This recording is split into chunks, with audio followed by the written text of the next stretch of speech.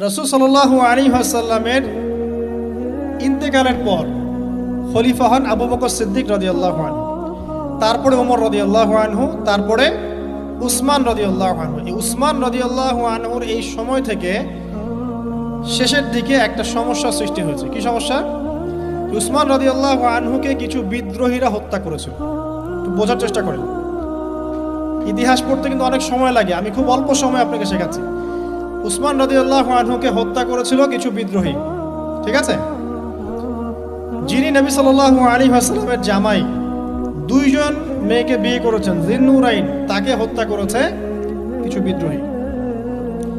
এরপরে খেলাফতের দায়িত্বে আসেন আলী রাদিয়াল্লাহু আনহু। কে আসেন? আলী রাদিয়াল্লাহু আনহু। আলী রাদিয়াল্লাহু আনহু দায়িত্ব নেন এই মক্কা মদিনা এই জায়গাটুকুর উপরে। তার হাতে সাহাবায়ে কেরাম বায়াত করেন। কিন্তু ওই দিক বলতে বোঝাচ্ছি